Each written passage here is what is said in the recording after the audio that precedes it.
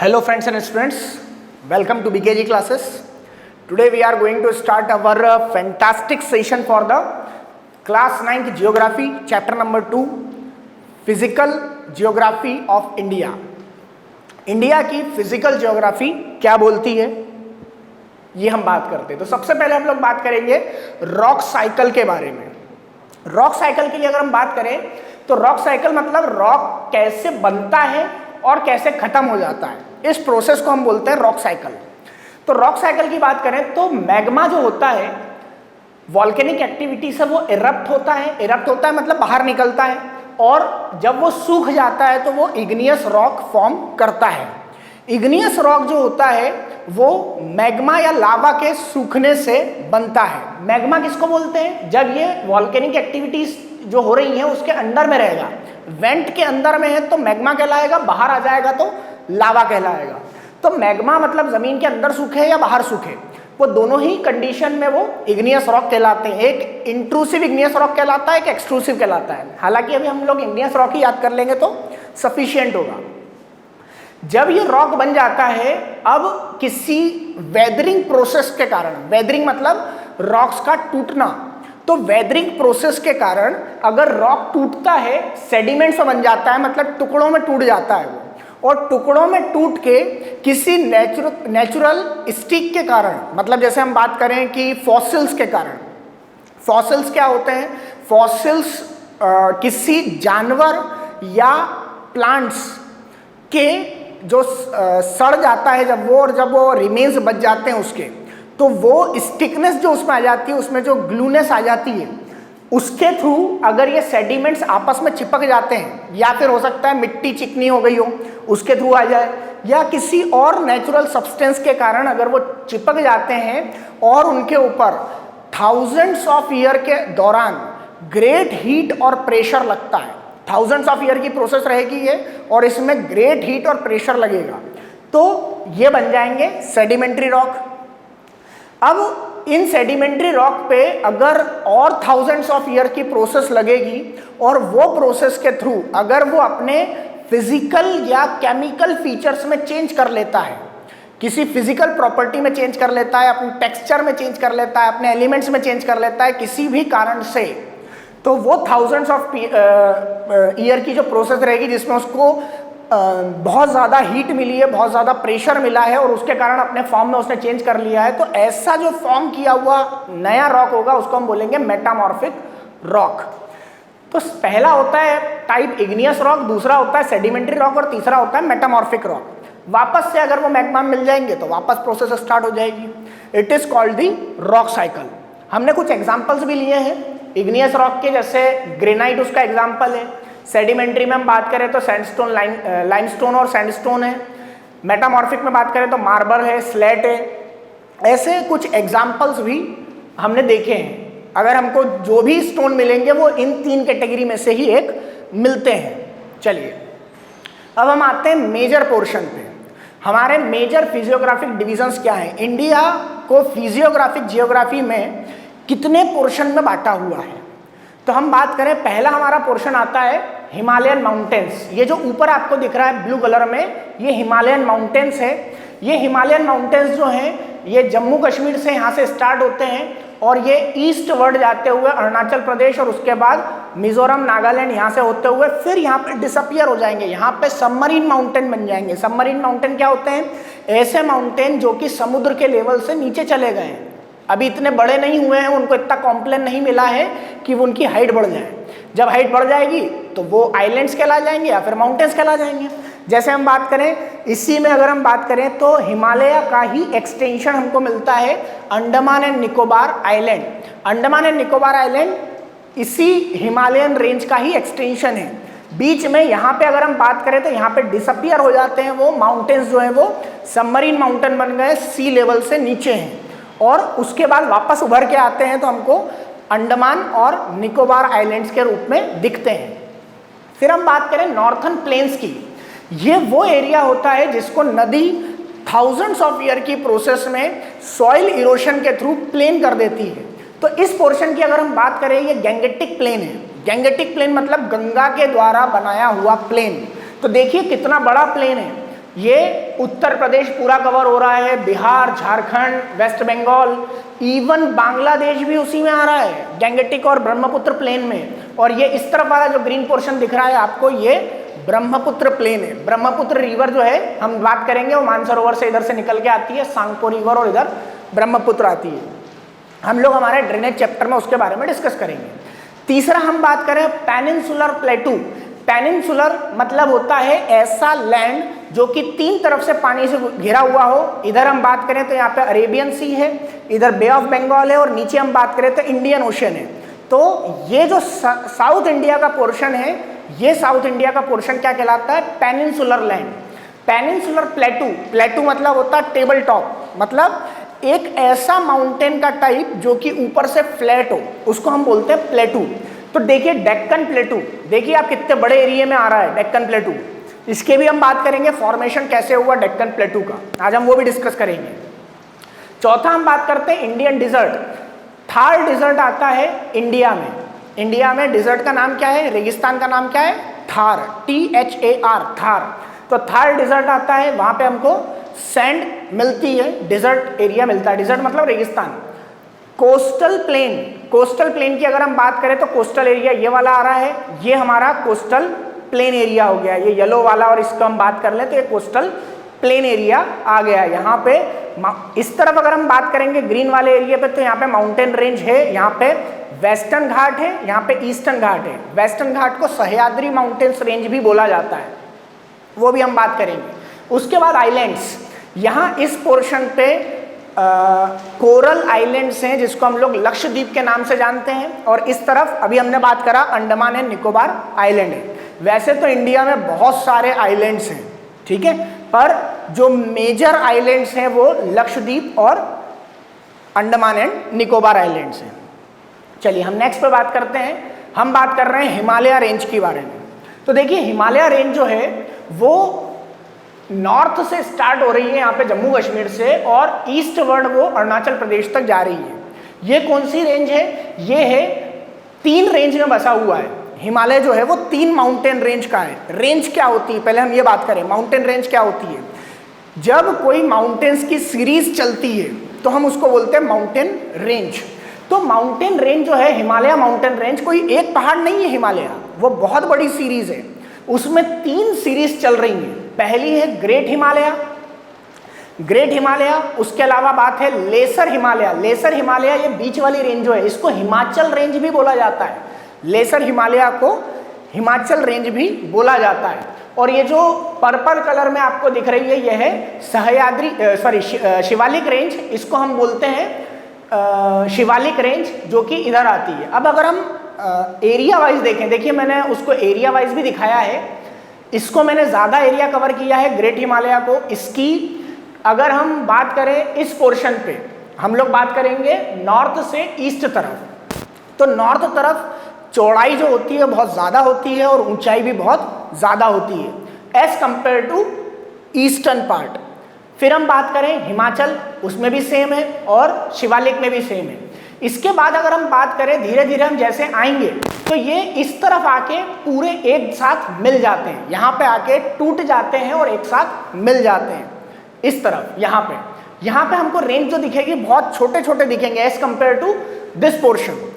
अगर हम उस तरफ बात करेंगे तो हमको बहुत बड़ी माउंटेन रेंज दिखेगी। हालांकि हम ग्रेट हिमालय में बात करें तो हमको माउंट एवरेस्ट वो यहाँ पे मिलेगा इस पोर्शन पे, नेपाल में। यहाँ पे कंचनजंगा हमको यहाँ पे मिलेगा, जो इंडिया में, जो इंडिया की पोजीशन का सबसे बड़ा माउंटेन है। इंडिया की पोजीशन का सबसे बड़ा माउंटेन है, पर इंडिया का सबसे बड़ा माउंटेन हमको यहाँ मिलेगा K2।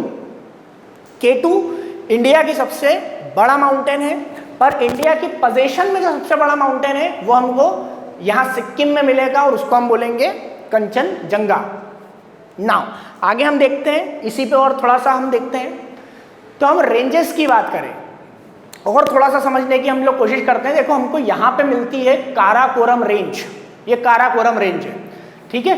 काराकोरम रेंज के बाद में यहाँ से यहाँ जास्कर रेंज भी आती है।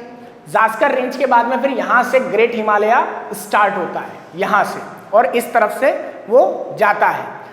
तो हम बात करें वेस्टर्न हिमालय, सेंट्रल हिमालय और eastern Himalaya. Western Himalaya, central Himalaya और ईस्टर्न हिमालय, इस टाइप से भी हम लोगों ने ग्रेट हिमालयन रेंज को बांटा हुआ है। फिर आगे देखते हैं हम लोग, अब एक एक माउंटेन पे बात करते हैं। तो सबसे पहले हम लोग बात करते हैं टॉप से, पामीर नॉट।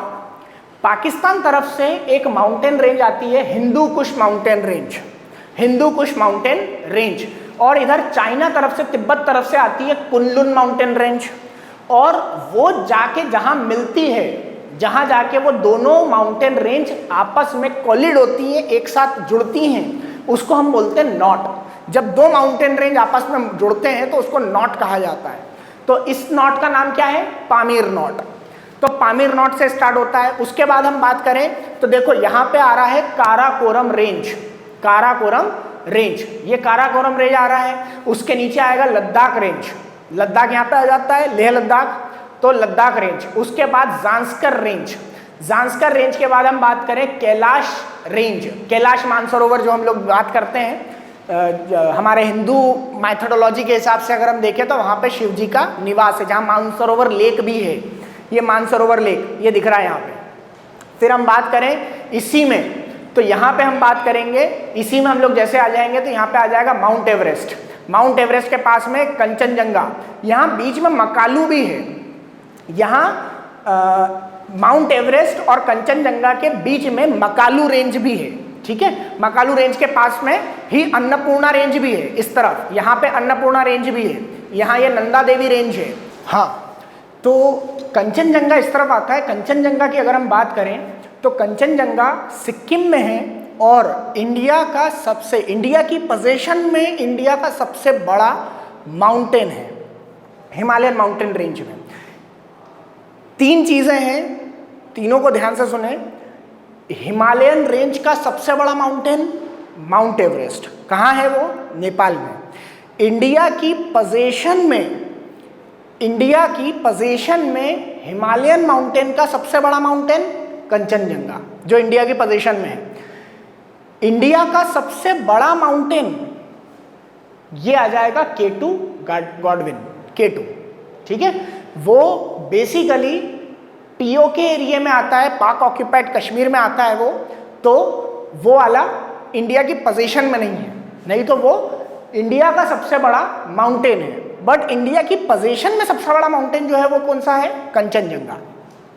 इसके बाद हम बात करें, यहीं पर इस तरफ हमको आ जाएगा, हमको मिल जाता है बूमला, ला मतलब वो पास के पास का है, ठीक है। फिर यहाँ पे हमको बड़ा पर्वत जो मिलता है वो है नामचा बारवा। नामचा बारवा के बाद इधर पटकाई बूम आता है, वो इस तरफ बैंड हो जाते हैं। तीनों माउंटेन रेंज जो है वो यहाँ पे मिल चुकी है, तीनों कोलिड हो चुकी हैं। और यहाँ पे हमको डाफला मीरी रेंज भी यहाँ पे मिलती है, डाफला मीरी। उसके अलावा हमको असम में अगर हम बात करें तो हमको गारो खासी जयंतिया, जो कि डेक्कन ट्रैप का, डेक्कन प्लेटू का एक्सटेंशन है, अभी हम बात करेंगे आगे। उसके बाद यहाँ पे आ जाता Patkai Bum, Naga hills, Mizo hills, Naga hill पे नागालैंड, मिजो हिल पे मिजोरम। चलिए, यहाँ मानसरोवर लेक है, यहाँ शिपी किला पास है। फिर हम बात करें यहाँ पे बारालाचला है, ये जांस्कर रेंज है। उसी के बाद में अगर हम बात करें तो यहाँ पे आता है नंगा पर्वत, नंगा पर्वत। नंगा पर्वत से लेकर नामचा बारवा तक, नंगा पर्वत से लेकर नामचा बारवा तक ये माउंटेन रेंज जो है हमारी, वो ग्रेट हिमालयन माउंटेन रेंज की माउंटेन्स आते हैं। हालांकि हमको जो याद करना है वो कम याद करना है, इतने ज़्यादा हमको याद नहीं करना। नंदा देवी अगर हमको याद रखना है, कामेट वगैरह याद रखना है। चलिए हम अगला देखते हैं। अब हम थोड़ा सा डिटेल में आते हैं। अब हमने जितने भी अभी तक बात करी है वो सब कुछ आ गया इसमें। देखो यहाँ पे आ जाता है हमको, ये पामीर नॉट है, हिंदू कुश माउंटेन रेंज आ रही है, यहाँ पामीर नॉट आ गया है, यहाँ से कुनलुन माउंटेन रेंज आ रही है, यहाँ आ जाएगा काराकोरम रेंज। अच्छा, कई बार पूछा जाता है ट्रांस हिमालय रेंज कौन सी है, तो ट्रांस हिमालय का मतलब क्या होता है? ट्रांस हिमालय का मतलब होता है हिमालय के उस तरफ। हम लोग कहाँ हैं? हम लोग इंडिया में हैं, तो इंडिया में ये हिमालयन रेंज है, हिमालयन रेंज के उस तरफ, मतलब काराकोरम रेंज की बात कर रहा है वो, हिमालय रेंज के उस तरफ। अगर हम उस तरफ जाएंगे तो ये वाले पोर्शन को बोलेंगे ट्रांस हिमालय। ट्रांस हिमालय मतलब हिमालय के उस पार। तो ट्रांस हिमालय रेंज पे हम बात करें तो यहाँ पे आती है काराकोरम रेंज। काराकोरम रेंज के नीचे आती है लद्दाख रेंज। लद्दाख रेंज के नीचे आती है जांस्कर रेंज। उसके बाद हम बात करें यहाँ पे नंगा पर्वत आता है, ठीक है। पीर पंजाल रेंज आती है। पीर पंजाल रेंज अगर हम बात करें तो जो लेसर हिमालय है, चलिए अब हम लोग पहले ग्रेट हिमालय भी बात कर लेते हैं। लेसर हिमालय को हम पीर पंजाल रेंज बोलते हैं जम्मू कश्मीर में, धौलाधर बोलते हैं हिमाचल प्रदेश में, और मसूरी रेंज बोलते हैं उत्तराखंड में। मसूरी रेंज भी आपको यहीं पर दिख जाएगा, ये मसूरी रेंज का है, ये रहा मसूरी रेंज ना। यहीं पर धौलाधर भी है, नाग टिब्बा भी है। चलिए आगे हम बात करते हैं, यहाँ पे महाभारत रेंज आती है। महाभारत रेंज, महाभारत रेंज नेपाल में आती है, वो हिमालय का ही एक्सटेंशन है नेपाल में, ठीक है। उसके बाद हम बात करें, यहाँ से हमको गंडक रिवर निकलती हुई दिखती है। यहाँ अगर हम बात कर ले तो यहाँ पे इस पोर्शन पे आ गया हमारा माउंट एवरेस्ट। इस तरफ अगर हम लोग बात करें हमारा सिक्किम एरिया में, तो सिक्किम एरिया में आ जाता है कंचनजंगा। फिर हम बात करें यहाँ पे जो अरुणाचल प्रदेश है, अरुणाचल प्रदेश में हमको मिल जाएगा डाफला, मिरी, अभोर, मिस्री। डाफला, मिरी, अभोर और मिस्री, ये 4 रेंज हमको यहाँ पे दिख जाती है। फिर हम बात करें इस तरफ आ जाता है, यहाँ तो अभी हमने बात कर लिया, ये अभोर हिल्स आपको दिख ही रहा है, ये मिरी हिल्स दिख रहा है, ये डाफला हिल्स दिख रहा है। फिर हम बात करें यहाँ पे आ जाता है Patkai boom. Patkai boom, Patkai boom के नीचे आ जाता है Naga hills, Manipur hills.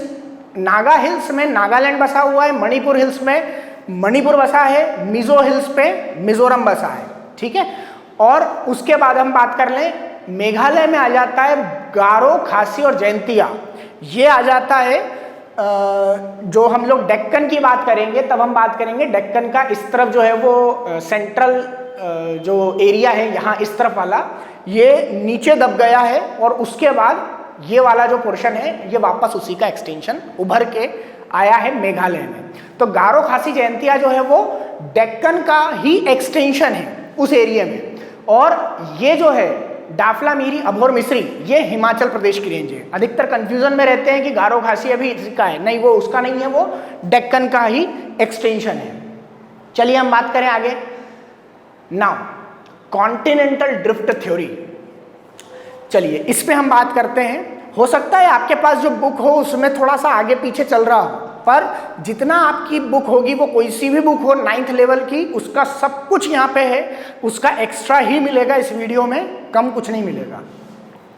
Continental drift theory, drift का मतलब होता है बहना, तो कॉन्टिनेंटल ड्रिफ्ट मतलब कॉन्टिनेंट्स तो हम जानते हैं। अब बेसिकली ये रीयूनाइटेड पेंजिया है। पेंजिया मतलब हम बात करें आज से कई लाखों साल पहले, जब जितने कॉन्टिनेंट्स हैं वो सब आपस में चिपके हुए थे, मतलब अंटार्कटिका भी इंडिया से जुड़ा हुआ था, ऑस्ट्रेलिया भी इंडिया से जुड़ा हुआ था, और इंडिया जो था, इंडिया और दुनिया का हर कॉन्टिनेंट, 7 कॉन्टिनेंट्स पूरे, वो सभी इस तरह से दिखते थे, वो अलग अलग नहीं थे। उसके बाद हम बात करें, ये कॉन्टिनेंटल ड्रिफ्ट थ्योरी जो है वो कॉन्टिनेंट्स के ड्रिफ्ट को एक्सप्लेन करती है। ये कोबर की थ्योरी है, कोबर नाम के व्यक्ति ने इसको दिया था। ये बहुत कुछ हमको साइंटिफिक भी लगती है, उसको भी देखते हैं हम लोग। कैसा? देखो ये मॉडर्न रिकंस्ट्रक्शन का मैप है पेंजिया का, और ये वैगनर ने बनाया था उस समय। चलिए देखिए, ये दिख रहा है हमको अफ्रीका, ये नॉर्थ अमेरिका, ये साउथ अमेरिका, देखिए पूरा चिपका हुआ है। ये साइंटिफिक क्यों दिखता है?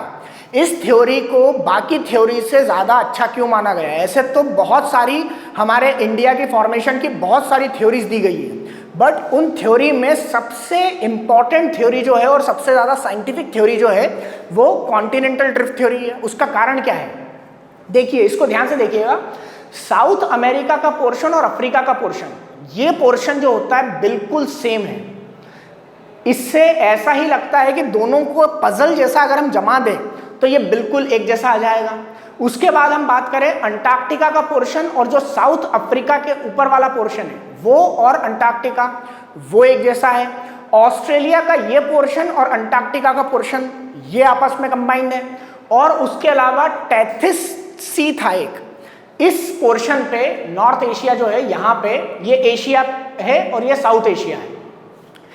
इस जगह पे टेथिस सी था, टेथिस नाम का एक समुद्र था जहाँ पे जितना भी मिट्टी वगैरह होती थी सॉइल इरोशन होके वहीं पर आती थी और उसी से हमारी माउंटेन रेंज हिमालय का बनना, ये सब चीज़ें डिस्कस करती हैं कि ये जो कॉन्टिनेंटल ड्रिफ्ट थ्योरी है वो सही है।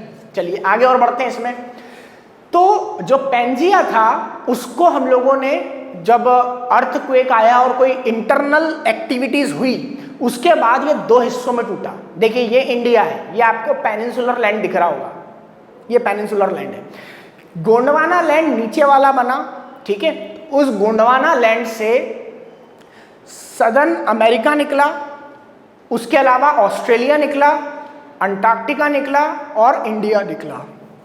ये वाला पोर्शन जो है वो अफ्रीका का मेडागास्कर वाला पोर्शन है और ये रीयूनियन, ये मेडागास्कर है, इसी के पास में रीयूनियन आइलैंड है। रीयूनियन आइलैंड के पास से जब इंडिया बहते हुए आ रहा था, इंडिया आके और इस पोर्शन में मिल गया, यहाँ इस पोर्शन पे टकरा गया इंडिया। तो जैसे ही टकराया तो फोल्ड माउंटेन क्रिएट हुआ। जैसे हम बात करें, जब दो टेक्टोनिक प्लेट आपस में टकराती हैं तो वो एक दूसरे के ऊपर चढ़ जाती है, या तो इस टाइप से ऊपर चढ़ के और ऐसी फॉर्म कर लेगी या दोनों ऊपर हो जाएंगी। इस टाइप से जब माउंटेन क्रिएट होता है तो हम उसको बोलते हैं ट्रू माउंटेन या फिर फोल्ड माउंटेन। अब फोल्ड माउंटेन जो था, जब इंडिया यहां से बहते हुए आया और इससे टकराया, ये यूरेशियन प्लेट थी और ये इंडो टेक्टोनिक प्लेट थी। इसको इंडो ऑस्ट्रेलियन प्लेट भी बोला जाता है क्योंकि ऑस्ट्रेलिया भी जो है वो हमसे ही अलग हुआ है, साउथ अफ्रीका भी हमसे अलग हुआ है और गोंडवाना लैंड के ही पार्ट था वो भी। नॉर्थ जो साउथ अमेरिका है वो भी गोंडवाना लैंड का पार्ट था, अफ्रीका कॉन्टिनेंट वो भी गोंडवाना लैंड का पार्ट था, अंटार्कटिका की बात करें वो भी गोंडवाना लैंड का पार्ट था और ऑस्ट्रेलिया की बात करें वो भी गोंडवाना लैंड का ही पार्ट था। बट इंडिया जब बहता हुआ आया, ड्रिफ्ट थ्योरी है, ड्रिफ्ट मतलब बहना, इंडिया जब बहता हुआ आया तो वो यूरेशियन प्लेट से टकरा गया और यूरेशियन प्लेट से टकरा के और वो उसने माउंटेन रेंज क्रिएट करा इस टेथिस सी पे। इस टेथिस सी में जो भी सॉइल इरोशन होके जो भी मलबा पड़ा हुआ था, मिट्टी वगैरह और माउंटेन जो बड़े बड़े पहाड़ जो पड़े हुए थे वो एलिवेट हो गए, वो एलिवेट हुए। तो उस एलिवेशन से हमारा हिमालयन माउंटेन रेंज क्रिएट हुआ। नाउ गोंडवाना लैंड क्या था? ये ओल्डेस्ट लैंडमास था। गोंडवाना जो लैंड है उसमें India, Australia, south Africa, south America और अंटार्कटिका ये पूरा आ रहा था। रोल ऑफ कन्वेंशनल करंट्स के कारण ये बहते हुए आया और इंडो ऑस्ट्रेलियन प्लेट, जिसको हमने बोल दिया इंडिया और ऑस्ट्रेलिया आपस में मिले हुए थे, बाद में वो ऑस्ट्रेलिया अलग हो गया। अभी हम बात करेंगे आगे क्यों अलग हुआ, वो कैसे हुआ, और इंडिया जो था वो यूरेशियन प्लेट से टकरा गया। और टेथिस सी जो था वो टेथिस सी के कारण फोल्ड माउंटेन या हिमालयन माउंटेन रेंज क्रिएट हो गई। देखिए ये मैंने पूरा एक इमेज में दर्शाने की कोशिश करी है कॉन्टिनेंटल ड्रिफ्ट थ्योरी को। ये पेंजिया लैंड है, पेंजिया लैंड है लगभग 225 मिलियन ईयर्स एगो। उसके बाद अगर हम इधर आए तो यहाँ पे हमको वो पेंजिया लैंड जो है वो लॉरेशिया में और गोंडवाना में दो पोर्शन में टूटता हुआ दिख रहा है। अब हमको बहुत कुछ क्लियर दिख रहा है, ये अफ्रीका है, ये साउथ अमेरिका है, ये इंडिया है और ये अंटार्कटिका है और ये ऑस्ट्रेलिया है। तो ये 150 मिलियन ईयर्स पहले की बात है। उसके बाद हमको बहुत कुछ अपना वाला मैप अब दिखने लग गया है 100 मिलियन ईयर एगो। इस पे हम बात करें तो देखिए ये वाला हमारा यूरोप और एशिया वाला पोर्शन है, ये north America, south America, Africa, India देखिए बहता हुआ आ रहा है यहाँ पे और यहाँ पे आके वो ज्वाइन होगा। अब ये देखिए यहाँ पे इंडिया आके ज्वाइन हो गया है और इस तरफ से उसने माउंटेन रेंज क्रिएट कर ली है जिसको हमने बोल दिया है हिमालयन माउंटेन रेंज। ये है कॉन्टिनेंटल ड्रिफ्ट थ्योरी। इस कॉन्टिनेंटल ड्रिफ्ट थ्योरी में बहुत सारे सबूत मिले, जैसे अफ्रीका के जो वेस्टर्न पोर्शन है और साउथ अमेरिका का जो ईस्टर्न पोर्शन है उसका एक साथ मिल जाना, जो अफ्रीका के लोगों का डीएनए है और वो इंडिया के लोगों का प्लस ऑस्ट्रेलियन लोगों का डीएनए में बहुत कुछ समानताएं पाई जाना, और उसके अलावा साउथ अफ्रीका जो है और रीयूनियन आइलैंड जो है उसकी हिस्ट्री भी मिला के देखें तो वो भी इंडिया से ही मिलती है। तो ये बहुत ही थ्योरी जो है हमारे पास सुटेबल थी। अब देखिए ये उसको बताया हुआ है, ये टेथिस सी है और टेथिस सी से ये अंटार्कटिका जो है वो ये श्रीलंका है और ये इंडिया का जो ईस्टर्न वाला पार्ट है, पेनिनसुलर लैंड का जो ईस्टर्न वाला पार्ट है वो है, और ये अंटार्कटिका है। अंटार्कटिका के इस पोर्शन से इंडिया का ये जो साउथ इंडिया वाला जो पोर्शन है ईस्टर्न पार्ट, वो देखिए बिल्कुल मैच होता हुआ दिख रहा है। इससे भी हमको एक सबूत मिलता है कि इंडिया जो है वो गोंडवाना लैंड का पार्ट था और ऐसा ही कॉन्टिनेंटल ड्रिफ्ट हुआ होगा। ना अब हमको एक वर्ड दिया हुआ जियोसाइक्लाइन। जियोसाइक्लाइन बहुत कंफ्यूजिंग वर्ड होता है क्लास 9th में, क्या होता है? देखिए ये टेथिस सी है, इसको मैंने समझाने की कोशिश करी है। यहाँ पे ये टेथिस सी है, दो टेक्टोनिक प्लेट है, एक टेक्टोनिक प्लेट ये है, एक टेक्टोनिक प्लेट ये है, और यहाँ पे टेथिस ओशन हो रहा है। और यहाँ पे जियोसाइक्लाइन है, मतलब वहाँ पे बहुत सारे सॉइल इरोशन होके और वो मलबा पड़ा हुआ है। अब जैसे वो सेडिमेंट्स वहाँ पे रिवर्स के थ्रू आते हैं वो वहाँ पे इकट्ठे हो जाते हैं, ये सेडिमेंट्स आ गए हैं। अब सेडिमेंट्स जो हैं जब दोनों टेक्टोनिक प्लेट्स आपस में टकराई, आपस में कोलिड हुई, तो ये पोर्शन उड़ गया। इस टाइप से फोल्डेड माउंटेन रेंज जो है वो हिमालयन माउंटेन रेंज वो स्टार्ट हुई। चलिए आगे हम देखते हैं। अब हम बात करते हैं नॉर्थन प्लेन की। तो नॉर्थन प्लेन पे हम बात करें तो देखिए ये वाला पोर्शन जो है, ये वाला पोर्शन जो आ गया वो डिजर्ट पोर्शन में आ जाता है, और हालांकि वो भी प्लेन ही है पर वो डिजर्ट पोर्शन में आ गया। और यहाँ से लेके यहाँ तक देखिए कितना बड़ा पोर्शन आ रहा है। अगर हम केवल इंडिया की बात कर रहे हैं तो पंजाब, हरियाणा, उसके बाद दिल्ली, उत्तर प्रदेश, बिहार, झारखंड का कुछ पोर्शन, फिर वेस्ट बंगाल का लगभग पूरा पोर्शन, फिर हम इधर आ जाएं तो असम का आधा पोर्शन से ज्यादा और मेघालय का कुछ पोर्शन, ये पूरा जो प्लेन क्रिएट होता है इसको हम बोलते हैं प्लेन एरिया। ये रिवर्स के थ्रू प्लेन हुआ है। इधर वाला जो हुआ है ये गंगा रिवर के कारण प्लेन हुआ है, इधर वाला जो हुआ है ये ब्रह्मपुत्र रिवर के कारण हुआ है। और फिर वो ब्रह्मपुत्र और रिवर जो है और जो गंगा रिवर है वो आपस में मिल जाती है, और फिर हम लोग देखते हैं मेघना बन के वो और बे ऑफ बंगाल में मिल जाती है। आगे हम बात करते हैं इसी में इसी रेंज पे हम बात करें तो नॉर्थन प्लेन हमारा हो चुका है। नाउ हम लोगों ने अब ये मैप जो है इसमें हम लोगों ने हिमालयन रेंज डिस्कस करी है, एक बेसिक ओवरव्यू लिया हमने हिमालयन माउंटेन रेंज का, और उसके अलावा हमने लिया है नॉर्थन प्लेन का। इंडियन डिजर्ट्स वगैरह भी आ रहे हैं और वेस्टर्न घाट और ईस्टर्न घाट भी आ रहा है। चलिए अब एक डोप्स करके और वर्ड आया है हमारी बुक्स में। डोप क्या होता है? डॉप भी बोलते हैं इसको, डोप भी बोलते हैं। जब कोई दो रिवर, देखिए जैसे हम लोग चेनाब रिवर की बात कर रहे हैं, चेनाब रिवर यहां से आ रही है और इस तरफ से झेलम रिवर आ रही है। ये झेलम रिवर और चेनाब रिवर जब आ रही हैं और जहां पे मिल रही हैं, इस एरिया को जो उन्होंने कवर किया हुआ है ये एरिया कहलाता है डोप। तो देखिए यहाँ पे हमने पंजाब के बारे में बात करी है, पंजाब लगभग पूरा डोप से ही बना हुआ है। ये ऊपर हमको इंडस रिवर दिख रही है, इंडस रिवर, और इस तरफ से हम बात करें तो झेलम रिवर, इनके बीच में जो आ जाता है वो सिंध सागर डोप बना लेता है। फिर हम बात करें झेलम और चेनाब के बीच में छज डोप बन जाता है। फिर चेनाब और रावी के बीच में देख लें तो राचना डोप बन जाता है, और रावी और सतलज के बीच में देख ले तो वो बारी डोप बन जाता है। मतलब जो माउंटेन से बहते हुए आती हैं रिवर्स, उन्होंने जो सेडिमेंट्स लाए हैं उसको उन्होंने क्रिएट कर दिया है, यहाँ पे डिपॉजिट कर दिया, और उसके कारण पंजाब का निर्माण हुआ है उस प्लेन एरिया का। चलिए आगे बात करते हैं हम लोग नॉर्थन प्लेन की। तो नॉर्थन प्लेन में अब हम लोग सबसे पहले बात करना है, जब रिवर बहती हुई आती है तो रिवर बहती हुई आती है तो वो रिलीफ फीचर जो होते हैं उसके वो अलग अलग होते हैं। रिलीफ फीचर मतलब जो माउंटेन्स से वो बहते हुए आती है बहुत फोर्स से, तो बहुत सारे पत्थर, मिट्टी, छोटे छोटे पत्थर, बड़े बड़े पत्थर और बहुत सारे मिनरल्स वो अपने साथ में इरोट करके लाती है। वेदरिंग ऑफ रॉक भी होता है। वेदरिंग ऑफ रॉक मतलब रॉक का टूटना, और इरोशन ऑफ सॉइल मतलब मिट्टी का कटाव या मिट्टी का बहना, ये भी चीज होती है। तो इनको 4 कैटेगरी में बांटा गया है, भाबर, तरई, भांगड़ और खादर। तो देखिए हमको यहाँ पे बताने की कोशिश करी गई है उस रेंज को, किस टाइप से वो रिलीफ एरिया क्रिएट हो रहा है। हालांकि हम लोग और इजी वे में देखते हैं इसको। देखिए हिमालयन माउंटेन रेंज जो है वहां से जब रिवर बहते हुए आती है तो बड़े पत्थर जो होते हैं वो चूंकि स्लोप पे से बहते आ रही है तो उसके साथ में फोर्स बहुत ज्यादा होगा। फोर्स बहुत ज्यादा होगा तो बड़े पत्थर भी बह के आ जाएंगे, तो बड़े पत्थर क्या कहला जाएंगे?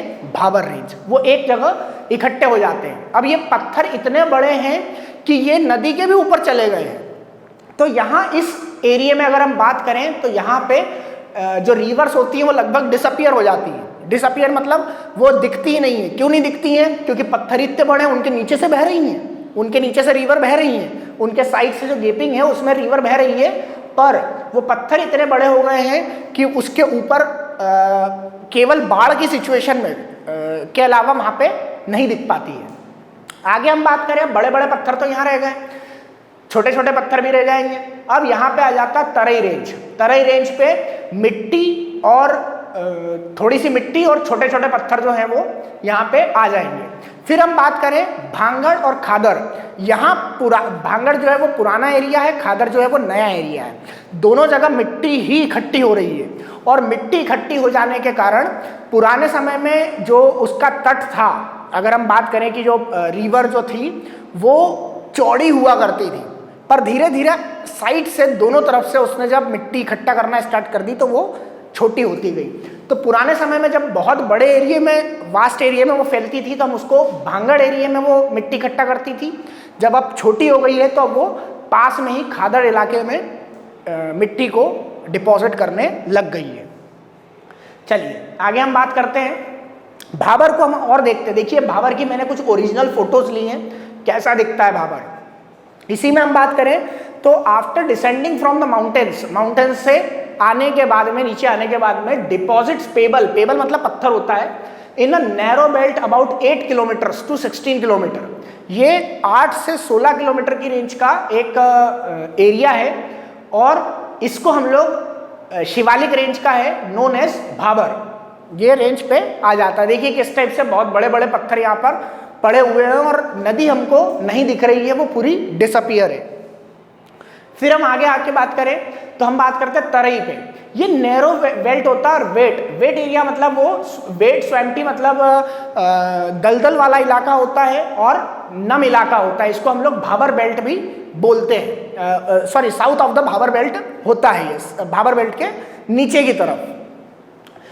ये थिकली फॉरेस्टेड है, चूंकि यहाँ पे जो सॉइल इरोशन से मिट्टी आई है बहुत ज़्यादा फर्टाइल है। बहुत ज़्यादा फर्टाइल होने के कारण वहाँ पे हमको बहुत सारा जंगल हमको दिखने को मिलता है। बहुत डेंस जंगल है वहाँ पे, बहुत घना जंगल है और उसके साथ में हमको बहुत सारे जानवर भी वहाँ पे देखने को मिलते हैं।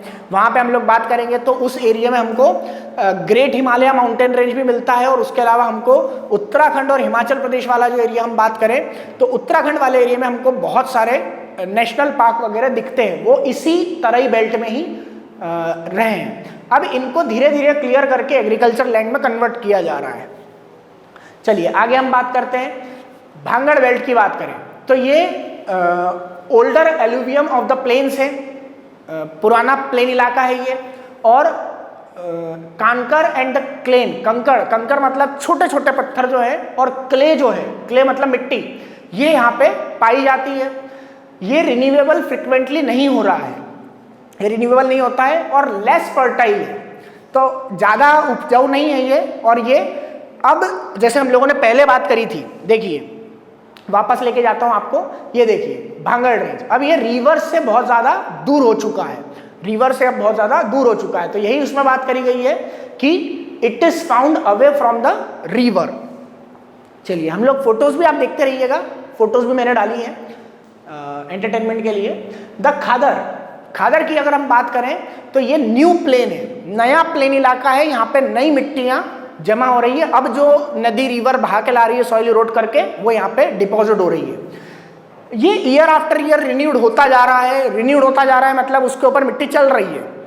देखिए हमने पहले वाले में बात करी थी कि ये वाला जो था वो नॉट रिन्यूएबल है, क्योंकि अब मिट्टी वहाँ पर नहीं जा रही है तो वो रिन्यू नहीं हो पा रहा है। यहाँ पे मिट्टी आ रही है इसलिए रिन्यू हो जा रहा है। यहाँ पे ज़्यादा फर्टाइल है, वो पुरानी मिट्टी हो गई है, अब ज़्यादा फर्टाइल नहीं रह गई। और यहाँ पे एलुवियल सॉइल अब नहीं आ रही है। एलुवियल सॉइल जो मिट्टी पानी के साथ नदी बहा के लाती है उसको एलुवियल सॉइल बोलते हैं, इसलिए बोला गया है एलुवियम। चलिए नाउ अब हम बात करें पेनिनसुलर लैंड के बारे में। पेनिनसुलर लैंड में मैंने लगभग सभी माउंटेन रेंज कवर करने की कोशिश करी है, एक एक करके हम लोग बात करते हैं। हालांकि हमको पूरा नहीं करना है और इंटरनेट से लिए मैंने फ़ोटो, मुझे बहुत अच्छी लगी, जिसने भी बनाई होगी, पर बहुत अच्छे से उन्होंने कवर करने की कोशिश करी है। नाउ देखिए हम लोग बात कर रहे हैं अरावली रेंज की। अरावली रेंज की हम बात करें तो इंडिया की सबसे ओल्डेस्ट माउंटेन रेंज जो है वो है अरावली रेंज। सबसे ओल्डेस्ट, बूढ़ी हो गई है अब वो माउंटेन रेंज। कैसी माउंटेन रेंज है अब वो? इतनी बूढ़ी हो गई है कि वो धीरे धीरे छोटी होती जा रही है। और यंग माउंटेन रेंज है कौन सी? Himalayan mountain range. ये भी फोल्डेड माउंटेन रेंज है, वो भी फोल्डेड माउंटेन रेंज है। हिमालय की बात करें तो वो अब नया है, यंग है। कितने साल पुराना है? अभी अभी नया नया बना है, 10-1 लाख साल पुराना। और ये जो है वो उससे भी कई पुरानी है, और उससे भी कई पुरानी होने के कारण अब वो धीरे धीरे अब स्थिर हो गई है, या फिर वो धीरे धीरे छोटी होती जा रही है। जैसे बूढ़े लोग होते हैं ना, वो कमर झुक जाती है, बस वैसा इसके साथ हो रहा है। और यंग माउंटेन हिमालय जो है वो अभी भी बढ़ता जा रहा है, वो धीरे धीरे अपनी ऊपर की तरफ बढ़ रहा है। चलिए आगे हम बात करें तो हम बात करेंगे यहाँ पे अरावली रेंज और विंध्या रेंज। देखिए विंध्या रेंज यहाँ से स्टार्ट हो रही है और ये विंध्या रेंज इस तरफ जा रही है। विंध्या रेंज की अगर हम बात करें तो ये इंदौर के पास में आती है। इंदौर से सदर्न एरिया में अगर हम आएंगे, साउथ वाले एरिया में आएंगे, इंदौर से महाराष्ट्र तरफ जाएंगे तो जो हमको पहाड़ियाँ दिखती है वो विंध्या रेंज है। उसके बाद हमको एमपी और महाराष्ट्र की बॉर्डर पे जो रेंज मिलती है वो है सतपुड़ा रेंज। सतपुड़ा रेंज ही आगे जाके 2 रेंज और बनाती है, वो टूट के महादेव रेंज बनाती है और मैकल रेंज बनाती है। तो सतपुड़ा रेंज है, सतपुड़ा रेंज के बाद में महादेव रेंज है और उसके बाद मैकल रेंज है।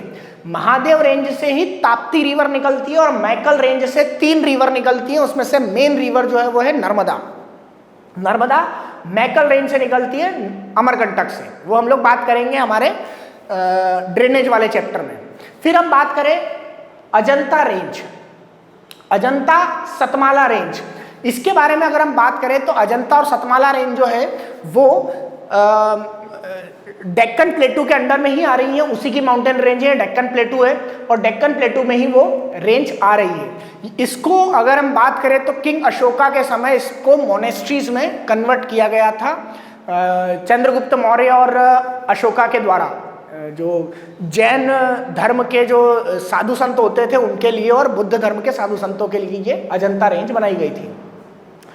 नाउ आगे हम बात करते हैं। अब हम केवल इंपॉर्टेंट देखते हैं। इस तरफ देखिए यहाँ पे आ जाएगा वेस्टर्न घाट। वेस्टर्न घाट जो है एज कंपेयर टू ईस्टर्न घाट वो कंटिन्यू है, यहाँ से स्टार्ट हो रहा है और वो कंटिन्यू यहाँ तक आ रहा है। वो यहाँ से लेके कंटिन्यू यहाँ पे आ रहा है और उसकी रेंज की जो माउंटेन की हाइट है वो भी बहुत ज़्यादा है as compare to Eastern Ghat. Eastern Ghat टूटा हुआ है, वो 3 पोर्शन में टूट के और यहाँ पे नॉट क्रिएट करते हैं। ईस्टर्न घाट और वेस्टर्न घाट, यहाँ पर वेस्टर्न घाट इधर से आ गया, ईस्टर्न घाट इधर से आ गया और यहाँ पे आके मिलकर वो नीलगिरी हिल्स पे कॉलिड हो जाते हैं, एक दूसरे से मिल जाते हैं। नीलगिरी हिल्स जो है ये एक बहुत इंपॉर्टेंट हिल है। मिनरल्स उस पर हम देख लें तो भी हमको मिलेगा। यहाँ पे दोद्दा बेटा हमको सबसे बड़ी माउंटेन रेंज मिल जाती है नीलगिरी माउंटेन्स पे। फिर साउथ इंडिया की अगर हम बात करें सबसे बड़ी माउंटेन रेंज तो हम बात करेंगे अन्नामलाई हिल्स की। अन्नामलाई हिल्स जो है वो साउथ इंडिया की सबसे बड़ी माउंटेन रेंज है और अन्नामलाई हिल्स पे अनाईमुड़ी माउंटेन जो है, वो जो अन्नामलाई हिल्स है वो माउंटेन रेंज है, उसके अंडर में एक माउंटेन है अनाईमुड़ी। अनाईमुड़ी जो है वो अन्नामलाई रेंज का सबसे बड़ा माउंटेन है। उसके बाद नीचे आता है कार्डामॉम हिल्स। कार्डामॉम मतलब होता है इलायची। इलायची यहाँ पे बहुत ज़्यादा होती है। केरल तो फेमस ही है, वैसे भी केरल की बात कर रहे हैं हम लोग, केरल फेमस है मसालों के लिए, यहाँ पे वो आ जाती है। उसके बाद हम लोग यहाँ पे बात करें तो हमारे लिए इतने ज़्यादा इम्पोर्टेंट नहीं है। 9th के लिए अगर हम लोग बात कर रहे हैं यहाँ पे तो इतनी ज़्यादा यहाँ पे हमारे को इम्पोर्टेंट नहीं है। हालांकि हम लोग जो बात करेंगे वो यहाँ पे बात करेंगे। यहाँ पे एक महेंद्रगिरी माउंटेन है, महेंद्रगिरी माउंटेन यहाँ पे नीचे की तरफ आता है कार्डामॉम हिल्स के ऊपर। यहाँ पे भी एक महेंद्रगिरी आता है और ईस्टर्न घाट पे यहाँ पे भी एक आता है महेंद्रगिरी। तो दो महेंद्रगिरी हैं, उसमें कंफ्यूजन नहीं होना है, यहाँ पे महेंद्रगिरी है, यहाँ पे भी महेंद्रगिरी है। फिर हम आप बात करते हैं तो यहाँ पे आ जाता है वेस्ट बंगाल में राजमहल हिल्स। वेस्ट बंगाल पे हम बात करें तो राजमहल हिल्स आ जाता है।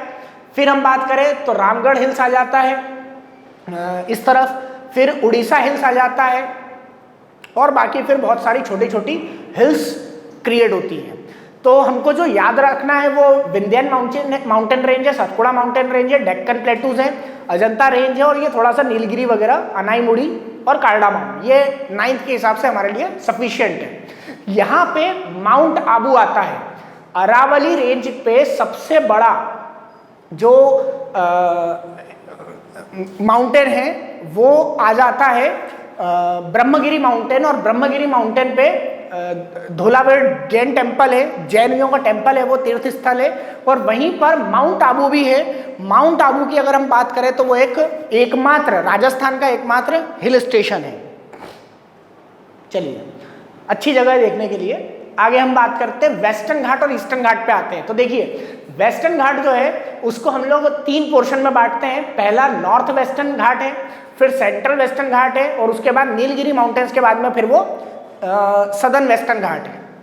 उसी पे अगर हम बात करें तो ये आ जाता है हमारा ईस्टर्न माउंटेन रेंज, ईस्टर्न घाट। हमने ये भी डिस्कस कर लिया, इसको सह्याद्री रेंज भी बोलते हैं। वेस्टर्न घाट को सह्याद्री रेंज भी बोला जाता है ना। अब हम बात करें इस एरिया पे, तो माउंटेन जो है वो कोस्ट के चूंकि बहुत नियर हैं और प्लेटू भी उनके बीच में आता है, ठीक है। तो ये बहुत वेट क्लाइमेट क्रिएट करते हैं यहाँ पे। इस एरिया में बहुत ज़्यादा क्या बोल सकते हैं हम लोग, वेट क्लाइमेट है।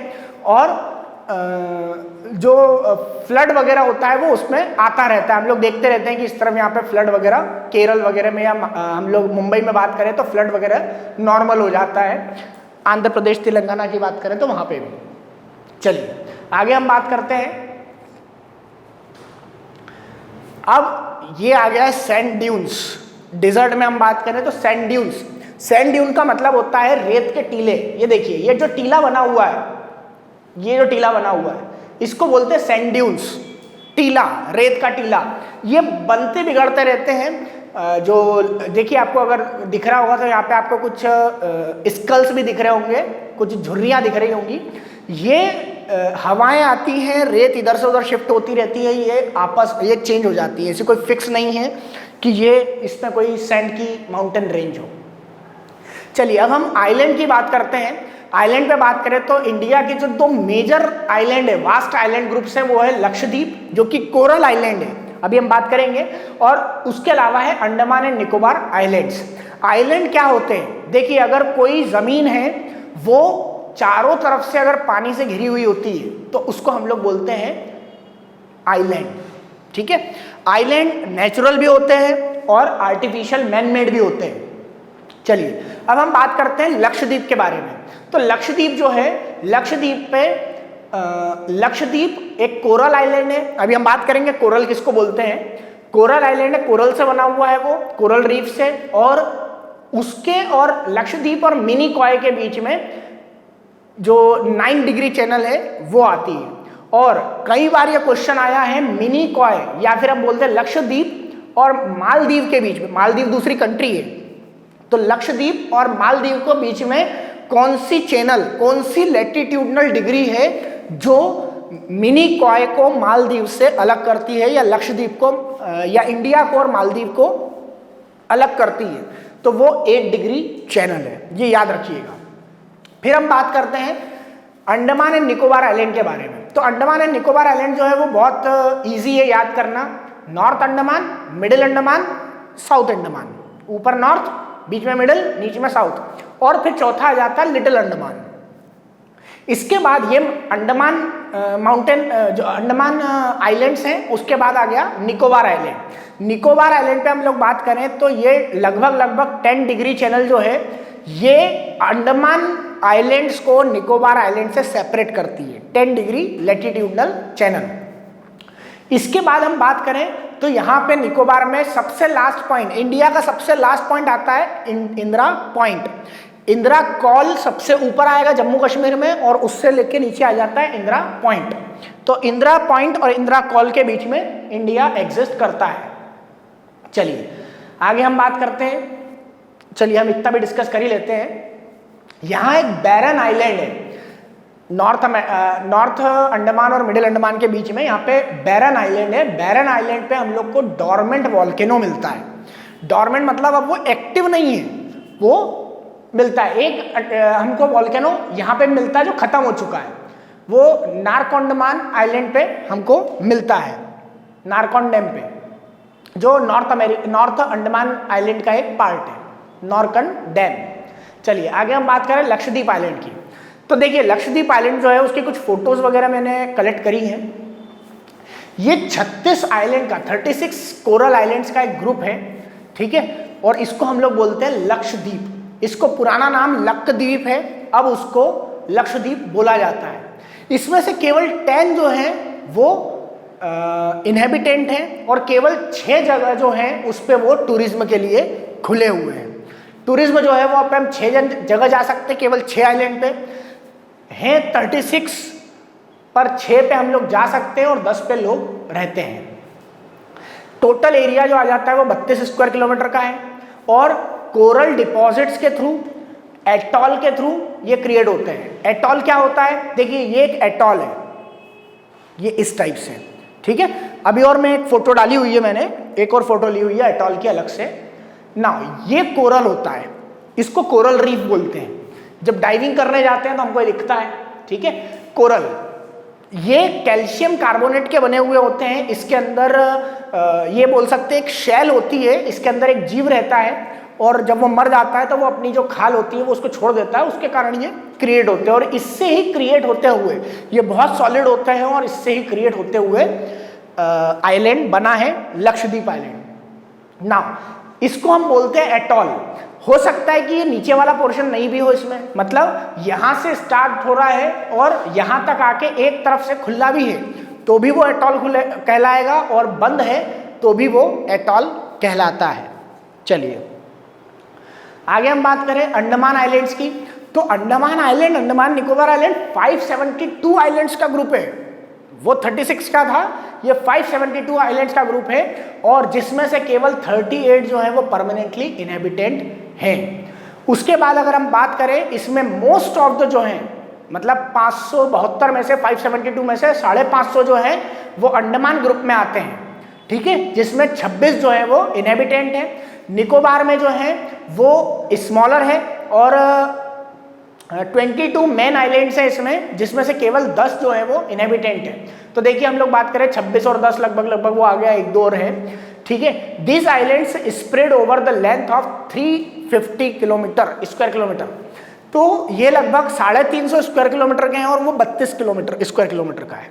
चलिए आगे हम बात कर लेते हैं। ये देखिए यहाँ पे ये निकोबार अंडमान आइलैंड्स हैं, और उसके बाद ये लिटिल अंडमान है, और ये निकोबार आइलैंड्स हैं। यहाँ इस पोर्शन पे हमको इंदिरा पॉइंट दिखता है। चलिए आगे हम बात करते हैं मजोली आइलैंड की। अभी हम लोगों ने तो जो मेजर आइलैंड की बात करी वो अंडमान निकोबार और लक्षद्वीप की थी। अब हम बात करते हैं मजोली आइलैंड की। मजोली आइलैंड जो है वो असम में है। देखिए ये असम है, असम में ब्रह्मपुत्र रिवर जो आती है, ब्रह्मपुत्र रिवर के बीच में, इसको रिवराइन आइलैंड बोलते हैं, और लार्जेस्ट, वर्ल्ड का लार्जेस्ट रिवराइन आइलैंड है इनहेबिटेंट में, जहां लोग रह भी रहे हैं, और largest inhabited riverine island in the world है। दुनिया का सबसे बड़ा रिवराइन आइलैंड है मजोली, पूरा का पूरा जिला बसा हुआ है असम में। तो इतना बड़ी, इतनी चौड़ी रिवर है वो ब्रह्मपुत्र रिवर, कि उसके बीच में बिल्कुल जिला बस गया है। चलिए आगे देखते हैं हम लोग। फिर हम बात करेंगे फिजिकल वेदरिंग। अब ये वेदरिंग को मैंने समझाने की कोशिश करी है यहाँ पे।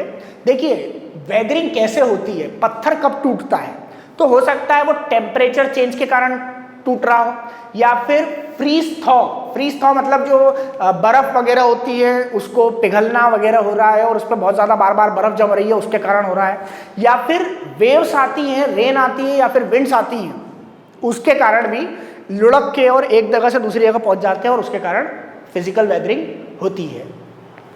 नाउ ये एक सबमरीन माउंटेन की मैंने बात करी थी, तो वो भी मैंने डाल दिया है। बहुत सर्च करना पड़ा, उसके बाद मुझे इमेज मिली है। देखिए माउंटेन रेंज जो है ये माउंटेन है और वो नदी के अंदर है, तो इसको हम लोग सी माउंट या फिर सबमरीन माउंटेन कहते हैं। चलिए, thanks for watching BKG classes. Please like, share and subscribe. Hopefully आपको सब कुछ समझ में आ गया होगा। Thank you.